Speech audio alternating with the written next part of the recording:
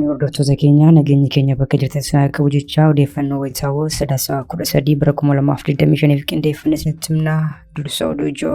Waraanni bilisummaa Oromoo tarkaanfii ilaalessaa waraana faashistii Abiyyi Ahmad irratti fudhachuun loltoota 200 itti siqan ajjeesuu ifoomse. Gaachanni sabaa Oromoo waraanni bilisummaa Oromoo zoonii giddu galaatti jajjabeewwan leenjisaa ture eebbisiisuu ibse. Oromiyaa keessatti tokko quufee akka of godhu dhabaa kaan ammoo rakkina irraa bubbulee akka ta'u dhabaa jedhamuun ifoome. Baalagizeenis quufa irraa kan ka'e magaalaa keessatti shugguxii dhukaasuun uummata rifaasise. Biltiginnaan waraana bifa haarawaan izzii 3 Oromiyaatti banuun dhaga'ame. Kunis waboon bakkoota hedduu dhuunfachaa jiraachuu hordofeetu jedhame. Galaana Diimaa irratti shaakallee waraanaa eegalame. Masaanuu Itoophiyaatti jedhamuun kan maqaan ishee ka'u Masriin shaakala irratti hirmaachaa jiraachuutu gabaafame. Warri toora YouTube chaanalii kanaaf hordoftan subscribe, like, share gochuudhaan nu cinaan dhaabbadhaa jechaan gara bal'ina oduutti sin dabarsa. Waraanni bilisummaa Oromoo tarkaanfii waraana faashistii Abiyyi Ahmad irratti fudhachuun loltoota 200 itti siqan ajjeesuu ifoomse. Godina Lixaa Harargee aanaa Hancaar Araddaa Gaalaa keessatti lola sadaasa 11 bara 2025 geggeessan Gootichi waraana bilisummaa Oromoo zoonii bahaa loltoota faashistii Abiyyi 55 ajjeesee 22 ammoo madeesseera. Sababa lola kanaan PP'n haaloo ba'uuf lubbuu namoota Oromoo ta'anii jiraatota naannoo sanaa namoota 5 galaafachuutu ifoome. Godina Bahaa Wallaggaa aanaa Saasigaa bulchiinsa magaalaa Hangar ganda Hangar tokkoffaa bulchiinsa magaalaa Baloo ganda Milkii fi iddoo adda addaa 80 jedhamutti bulchiinsa magaalaa Bareedaa ganda Bultujjii fi bulchiinsa magaalaa Jimaataa ganda Baggee fi ganda Loomicaatti gootichi waraana bilisummaa Oromoo sadaasa 12 tarkaanfii maafiyaa PP irratti fudhateen loltoota diinaa 50 ol ajjeesuun hedduu ammoo madeesseera. Reefii gaachanni saba Oromoo gootichi waraana bilisummaa Oromoo zoonii Narsadee godina Kibba Lixa Shaggar aanaa Sooddoo Daachii ganda Dabballee jedhamu keessatti kaleessa tarkaanfii waaree booddee fudhateen loltoota biltiginnaa hedduu du'aa fi madoon adabeera.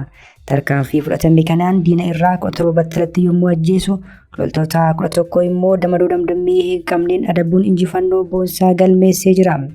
Gama meeshaatiin qawwee AKM 4 dugda diinaa irraa hiikuun galii dantaa qabsoo bilisummaa Oromootiif oolcheera.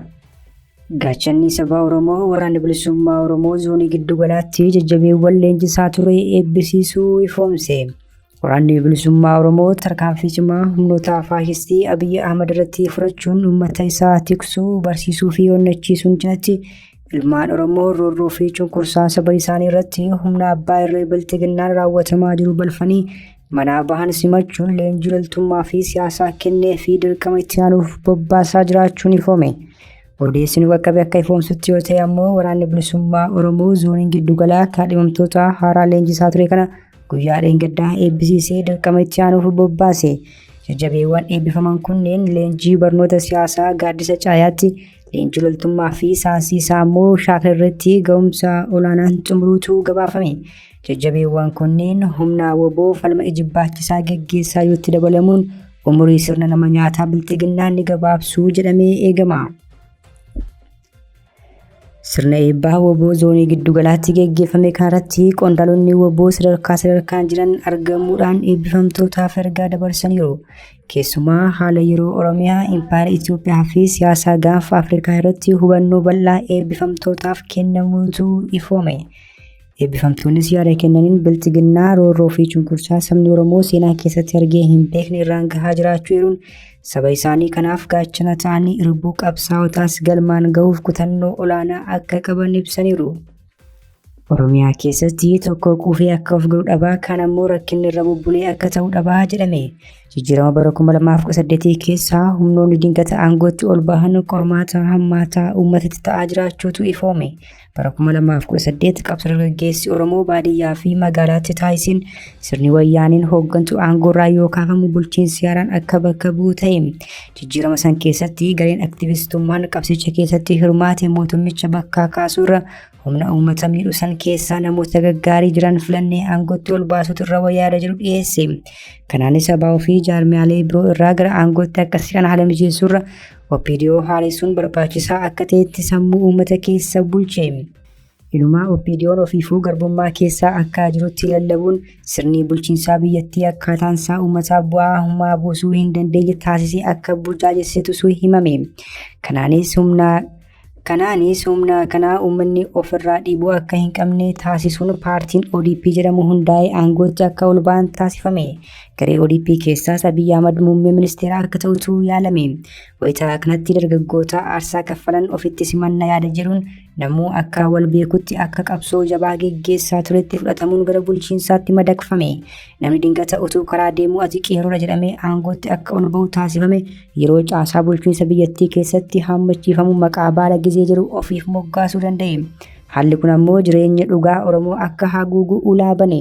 Yeroo ammaa kana addunyaaf lammiileen Itoophiyaa irra caalan bulchiinsa ammaa kana keessatti Oromoof bari darbee quufaa jiraataa akka jirutti fudhachuun namoota bara qaban yookaan baala gizee jechuun akka sabaatti maqaan Oromoof moggaafame.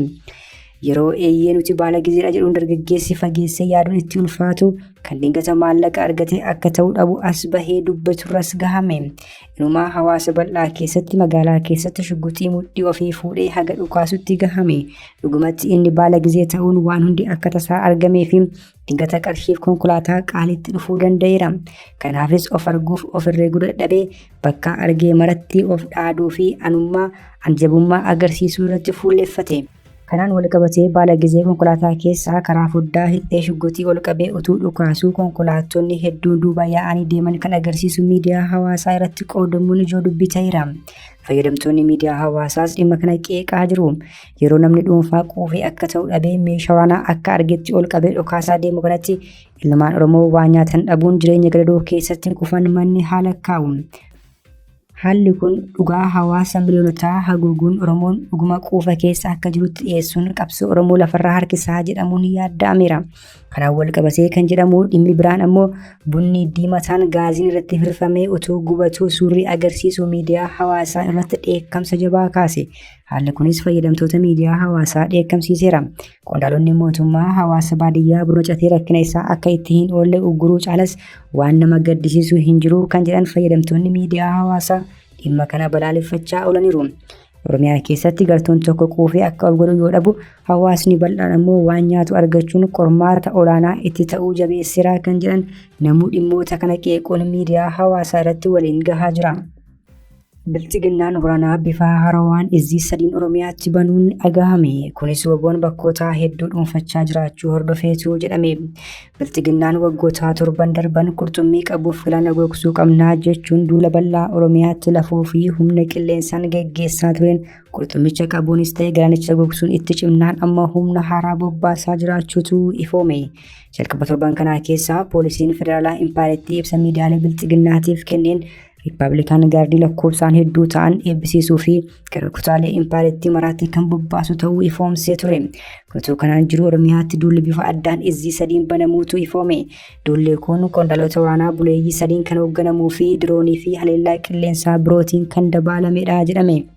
Wantoonni bilchiginnaan bobbaasu waboo jala dhaabbachuu dadhabuun sirnichaa hirriba dhorkuutu gabaafama. Akkuma iskiriin irratti argitan Abiyyi Ahmad tibbaa darbee paarlaamaa irratti dawaa kan liqimsaa tureefis kanaaf jedhama. Gabaasni keessoon nu qaqqabe akka ifoomsutti izziiwwan sadan kunneenis tokko giddu galeessa Oromiyaatti kan lola taasisu yoo ta'u Birgaadeer Jeneraal Akiliiluu Kaasaatiin hoogganama. Inni lammataa ammoo godinaalee Wallagga Bahaa fi Horroo Guduruu Wallaggaa keessatti kan leellaa raawwatu yoo ta'u kana kan dursan ammoo dhiheenya kana Jeneraal Massalee Masarat bakka bu'uun kan muudaman Meejor Jeneraal Asaffaa Bahaataati jedhame. Izzii sadaffaa ammoo godinaalee Wallagga Lixaa fi Qeellan Wallaggaa keessatti kan bobba'e yoo ta'u kutaa waraanaa kana kan dursan ammoo Leetinaant Jeneraal Zawudoo Balaay akka ta'e odeeffannoon arganne kun ni ifoomsa. Bilchiginnaan aangoo isaatiif kan sodaatu waboon tarkaanfii jabaa fudhachaa tureen loltoota sirnichaa kumaatamaan du'an adabaa booji'aa fi madeessaa tureera. Qacharni sirnaa milishoonni poolisoonni idilee poolisoonni federaalaa raayyaan ittisaa fi kanneen kana fakkaatan waboo fuuldura dhaabbachuu waan hin dandeenyeef amma riippaabilikaan gaardii haaraa eebbisiisee dirooniidhaan dabaalee bobbii haaraa taasisuutu ifoome. Galaana Diimaa irratti shaakallee waraanaa eegalame. Masaanuu Itoophiyaatti jedhamuun kan maqaan ishee ka'u Masriin shaakala kanarratti hirmaachaa jiraachuutu gabaafame. Shaakalli waraanaa kun Masrii fi Saawud Arabiyaa dabalatee biyyoota hulaa galaanaa qaban gidduutti gaggeeffamaa jira jedhame. Isaanis Sudaan, Yemen, Yordaanosii fi Jibuutiin keessatti argamu jedhame. Shaakalli waraanaa kun maqaa Bobbii Dambalii Diimaa 8 jedhamuun kan gaggeeffamaa jiru yoo ta'u, shaakalli waraanaa humna galaanaa kun kaayyoo fi akeekni isaa humna galaanaa biyyoota kanneenii cimsuu fi nageenya galaana diimaa tiksuufi jedhame. Shaakalli waraana galaana diimaa irratti gaggeeffamaa jiru kun barnoota daree fi shaakala dirree akka qabu miidiyaaleen Masrii gabaasaa jiru. Itoophiyaa dabalatee biyyoonni naannichaa shaakala waraanaa kana jala bu'anii hordofaa akka jiranis gabaasni kun dheereera. Itoophiyaan dhiyeenya kana hulaa galaanaa humnaan argachuu qaba jechuu hordofee biyyoonni ollaa ishee ija diinummaatiin ilaalutti ka'aniiru. Kunis kanaan jiru waggoota buufata doonii Taajuraa fi Obook Itoophiyaaf kireessaa kan turte Jibuutiin amma sodaa nageenya irraa kan ka'e Masriitti liizii yeroo dheeraatiin dabarsiteetti. Kunis kisaaraa dippiloomaasii bilxiginnaa keessaa tokko jechuun xiinxaltoonni siyaasaa gaanfa Afrikaa himaa jiru. Hordoftoota keenya oduun sa'aatii kanaaf qabannee dhiyaannee kana gaammaatti hordoftan ture yoo duubaan hanga walitti deebinutti nagaatti.